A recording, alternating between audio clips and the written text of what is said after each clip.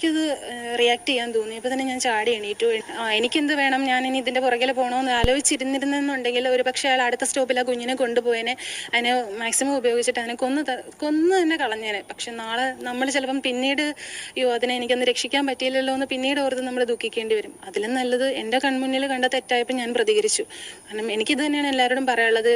അതിൻ്റെ അടുത്തിരുന്ന് പുള്ളിയെടുത്ത് പറഞ്ഞിട്ട് അയാൾ പ്രതികരിക്കാത്തതിൽ എനിക്ക് നല്ല വിഷമമുണ്ട്. മരുഭൂമിയിലെ മഴത്തുള്ളി പോലെയാണ് ഇപ്പോൾ നല്ല വാർത്തകൾ വരുന്നത് അല്ലേ?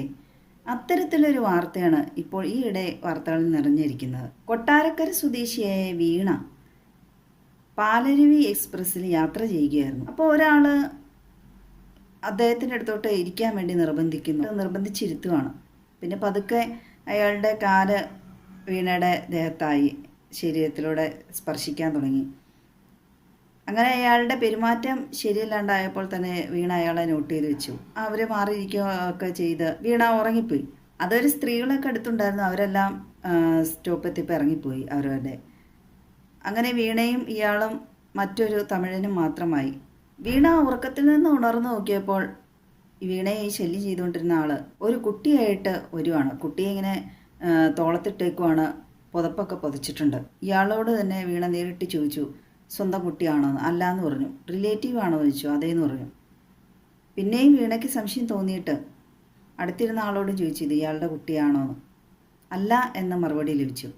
അപ്പോഴത്തേക്ക് ഇയാൾ ഈ കുട്ടിയെ വേണ്ടാത്ത രീതിയിൽ ആ കുട്ടിയുടെ പ്രൈവറ്റ് പാർട്ടിൽ സ്പർശിക്കുമായിരുന്നു, ഈ പുതപ്പൊക്കെ മൂടിയിട്ട്. വീണയ്ക്ക് ഇതൊട്ട് സഹിച്ചില്ല. വേഗം തന്നെ മറ്റുള്ളവരെയൊക്കെ വിളിച്ചറിയിച്ചു, റെയിൽവേ പോലീസിനെയൊക്കെ അറിയിച്ചു. അങ്ങനെ ഒരു പീഡന ശ്രമത്തിൽ നിന്ന്, ശരിക്കും പറഞ്ഞാൽ ഒരു മരണത്തിൽ നിന്ന് ആ കുട്ടി രക്ഷപ്പെട്ടു എന്ന് തന്നെ പറയാം. രക്ഷപ്പെടുത്തി വീണ. ഇതാവണം ഇവിടെ മനുഷ്യൻ, ഇതായിരിക്കണം ഇവിടെ മനുഷ്യൻ. സഹജീവികളുടെ സഹവർത്തിത്വം, മനുഷ്യത്വം എന്ന് പറയുന്ന ഇതാണ്. ഇയാൾ ഈ കുട്ടിയെ തോളത്തെടുത്തുകൊണ്ട് വന്നപ്പോൾ പോലെ വീണ അടുത്തിരുന്ന ആളോട് അങ്ങനെ കാര്യങ്ങളൊക്കെ പറയുന്നുണ്ട്, സംശയം തോന്നിയതെല്ലാം. ഇയാൾ ശരിയല്ല, പല കാര്യങ്ങളും ഇങ്ങനെ പറഞ്ഞു. പക്ഷേ അയാളത് മൈൻഡ് ചെയ്തില്ല. അയാൾ കിടന്നു. കുട്ടിയും ബന്ധുക്കളും മാതാപിതാക്കളും എല്ലാവരും തീർത്ഥയാത്രയ്ക്ക് പോയിട്ട് വന്നിട്ട് ക്ഷീണം കാരണം എല്ലാവരും ഉറങ്ങിപ്പോയി. അതിൻ്റെ ഇടയ്ക്ക് നിന്നാണ്, മാതാപിതാക്കളുടെ ഇടയ്ക്ക് നിന്നാണ് ഈ കുട്ടി എടുത്തുകൊണ്ട് പോയത് ഇയാൾ. ഇത് കേട്ടപ്പോൾ ആലുവയിലെ 6 വയസ്സുകാരിയാണ് ഓർമ്മ വന്നത്. ഈ കുട്ടിക്കും 6 വയസ്സ് തന്നെയാണ് പ്രായം. തെങ്കാശി സ്വദേശിനിയാണ്. ആലുവയിൽ ഇതര സംസ്ഥാന തൊഴിലാളിയാൽ പീഡിപ്പിച്ച് കൊന്നു ആ കുട്ടിയെ. അതേ സംഭവം തന്നെ ഒരു പക്ഷേ വീണ ഇത് കണ്ടുപിടിച്ച് എതിർത്തില്ലായിരുന്നെങ്കിൽ ആവർത്തിക്കപ്പെടുമായിരുന്നു. ഈ പ്രതി എന്നാ പറഞ്ഞ ആളുടെ എല്ലാ ചലനങ്ങളും ഫോണിൽ പകർത്തിക്കൊണ്ടിരിക്കുകയായിരുന്നു തെളിവിന് വേണ്ടി. കൊല്ലം സ്വദേശിയായ സാനിഷ് എന്നാണ് ഇയാളുടെ പേര്. വീണയുടെ ഈ പ്രവൃത്തിക്ക് എത്രമാത്രം കൈയടിച്ചാലും മതിയാവില്ല, അവാർഡ് തന്നെ കൊടുക്കേണ്ടതാണ്. ഇങ്ങനെ വീണയെ പോലെയുള്ളവരാണ് ശരിക്കും സർക്കാർ സർവീസിൽ എടുക്കേണ്ടത്. പ്രത്യേകിച്ച് പ്രതിരോധ മേഖലയിൽ ഒക്കെ ഇവരെ പോലുള്ളവരാണ് ആവശ്യം എന്ന് തന്നെ പറയാം. കാരണം സധൈര്യം, ഒറ്റയ്ക്കാണ് എന്ന് ഓർക്കണം. വീണ വേറെ ആരും കൂടെ ഉള്ളതായിട്ട് പറയുന്നില്ല. അവർ കൊട്ടാരക്കരയിൽ നിന്ന് തിരുനെൽവേലിയിലേക്കുള്ള യാത്രക്കിടെയാണ് ഈ സംഭവങ്ങളൊക്കെ അരങ്ങേറിയത്. ട്രെയിനിലെ ലൈംഗിക അതിക്രമം ഇതൊക്കെ കേൾക്കുമ്പോൾ തന്നെ സൗമ്യയാണ് ഓർമ്മ വരുന്നത്.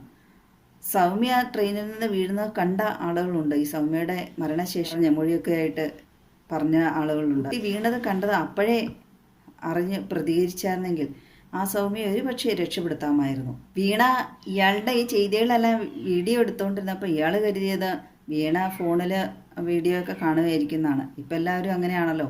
ഏതായാലും അയാൾ അങ്ങനെ വിചാരിച്ചത് നന്നായി. അല്ലെങ്കിൽ ഒരു പക്ഷേ വീണയെ കൂടെ ആക്രമിക്കാൻ ശ്രമിച്ചായിരുന്നെങ്കിലോ. എന്തായാലും പെൺപൂലി തന്നെയാണ് വീണ. അയാളുടെ മുഖത്തിനിട്ട് അടിക്കുകയും ചെയ്തു. സ്വന്തം മകള് എന്നുള്ള രീതിയിലാണ് ആ കുട്ടിയെ കണ്ടത്. എത്ര പേർക്ക് അങ്ങനെ കരുതാൻ കഴിയും? എത്ര പേർ അതുപോലെ പ്രതികരിക്കും? ഈ പ്രതിയെന്ന് ഒരു കാലത്തും പുറത്തുവിടരുത്. ഞരമ്പ് രോഗിയാണെന്ന് ഉറപ്പാണല്ലോ. ചെറിയ കുട്ടിയെ വരെ ലൈംഗികമായി അതിക്രമിക്കാൻ നോക്കിയെങ്കിൽ ഇത്തരത്തിലുള്ള മാനസിക രോഗിയായിരിക്കും. തീർച്ചയായും ഇയാളൊക്കെ പുറത്തു വന്നിട്ടുണ്ടെങ്കിൽ മറ്റുള്ളവർക്ക് ഉപദ്രവം തന്നെയായിരിക്കും, പ്രത്യേകിച്ച് സ്ത്രീകൾക്ക്. പിന്നെ വീണയുടെ ജീവനും സുരക്ഷിതത്വം ഉണ്ടാവണം എന്നില്ല. ശരിക്കും പറഞ്ഞാൽ വീണയ്ക്ക് സർക്കാർ തന്നെ സംരക്ഷണം നൽകേണ്ടതാണ്. കാരണം ഇയാൾ ഒറ്റയ്ക്കാണോ, ഇനി വേറെ ഒത്തിരി പേര് ഇയാളെ സഹായിച്ചിട്ടുണ്ടോ ഇതൊന്നും അറിയില്ലല്ലോ. ഇയാൾ പുറത്തു വന്നു കഴിഞ്ഞാൽ വീണയുടെ ജീവന് എത്രമാത്രം ഭീഷണിയായിരിക്കാം എന്നുള്ള എല്ലാം കണക്കിലെടുത്ത് വീണയുടെ ജീവനും സുരക്ഷിതത്വം നൽകേണ്ടത് തന്നെയാണ്. പ്രതി ഈ കുട്ടിയെ എടുത്തുകൊണ്ട് വരുമ്പോൾ ആ കുട്ടി നല്ല ഉറക്കത്തിലായിരുന്നു, കൊച്ചു കുട്ടിയാണ്. അതുകൊണ്ടാണ് ആ കുട്ടിയെ എടുത്തുകൊണ്ട് പോയപ്പോൾ അറിയാമായിരുന്നു. അല്ലെ ആ കുട്ടി ഉച്ചവയ്ക്കോ നിലവിളിക്കോ എന്തെങ്കിലും ചെയ്തേനെ. അജ്ഞാതനായ ഒരാളാണല്ലോ എടുത്തുകൊണ്ട് പോകുന്നത്. ഇവനൊക്കെ പൈസ കൊടുക്കാൻ കഴിയില്ല. പൈസ കൊടുത്ത് പോകാവുന്ന എത്രയോ സാഹചര്യങ്ങളുണ്ട്. എത്രയോ പേര് ഇവന് വേണ്ടി വെയിറ്റ് ചെയ്യുന്നുണ്ടാവും, ഇങ്ങനെയുള്ള ഞരമ്പ് രോഗികൾക്ക് വേണ്ടി. തൊഴിലായി സ്വീകരിച്ച എത്ര പേരുണ്ട്. ഇതൊക്കെ ലൈംഗികത. എന്നിട്ട് ഇവനൊരു കൊച്ചു കുട്ടീനെയാണോ ലഭിച്ചത്? ഇവനേക്ക് എന്ത് ചെയ്താൽ മതിയാകും? പിന്നെ എന്ത് കുറ്റകൃത്യം ചെയ്താലും ഈസി ആയിട്ട് ഊരിപ്പോരും. വീണ ചെയ്ത പോലത്തെ ഇത്തരം നല്ല വാർത്തകൾ വൈറലാവുമോ? അധികം ചർച്ച ചെയ്യപ്പെടുകയൊന്നുമില്ല. വരുംവരായികളെക്കുറിച്ച് ചിന്തിക്കാതെ സ്വന്തം കാര്യം മാത്രം നോക്കി പോകാതെ ഒരു കുഞ്ഞിൻ്റെ രക്ഷകയായി മാറിയ വീണയ്ക്ക് ബിഗ് സല്യൂട്ട്.